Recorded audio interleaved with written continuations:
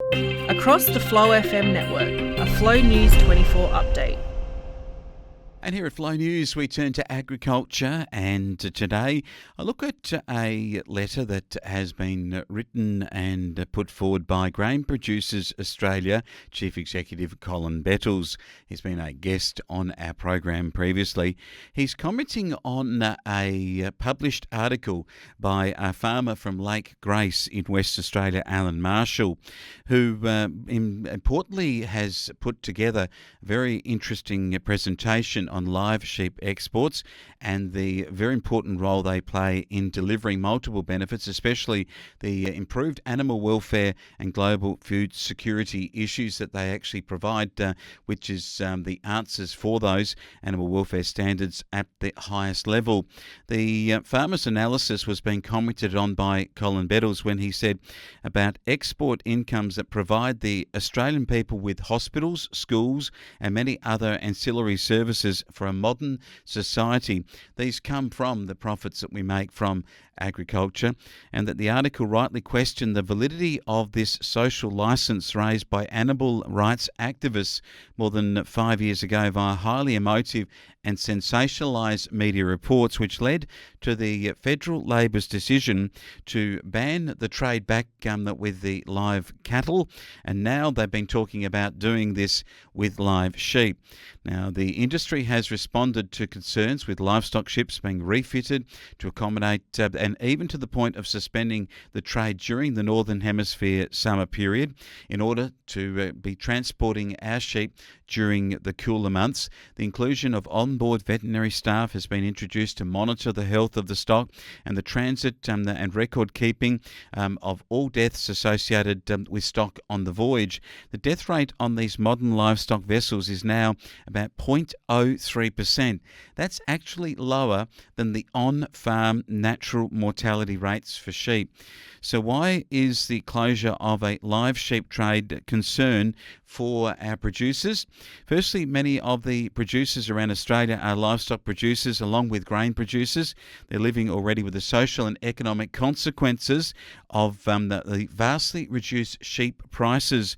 But secondly, the version of social licence used to justify the ban is politically distorted, and that the problem needs to be urgently addressed so that producers have clarity and certainty into the future. Collin Bettles further says something's horribly wrong with the world when an industry that's operating with a success rate of 99.97%, that is in preventing mortalities, and that with that particular agenda, a particular record, the agenda that's occurring is political, and that it's causing still consternation amongst farmers despite their support of a massive improvement to a degree which no other industry could possibly put in such a low mortality rate. The industry has taken its medicine from the previous government. It's also looked at the real questions around the whole issue of better health standards. Now members are watching policy decisions, and they're seeing what must be for them very frustrating, and that the new 10% biosecurity protection levy gives funds for the government, says Grain Producers Australia.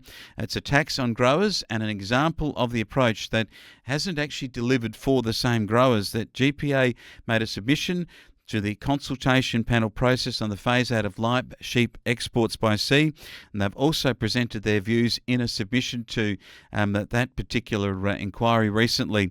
The ban would set a dangerous precedent which would encourage other extreme activist groups targeting the cropping sector, such as those ideologically opposed to the use of fertilisers, pesticides and biotechnology, despite heavy regulation and objective scientific evidence for safety. GPA's submission highlighted the points raised not only for the sheep producers, but this social licence for others to continue to protest against what effectively are not factually backed up positions. Now, the GPA submission calls upon the panel process to consider the fact that agriculture requires a clear and transparent definition of social licence to work with the future, to deliver real certainty and grow pro-business confidence, and that those people in the production of agricultural products, our farming industries, need greater certainty rather than uncertainty, which the government's policy on live sheep exports, and in more recent times too, the biosecurity mess that's been created with lumpy skin disease in relation to Indonesia and Malaysia.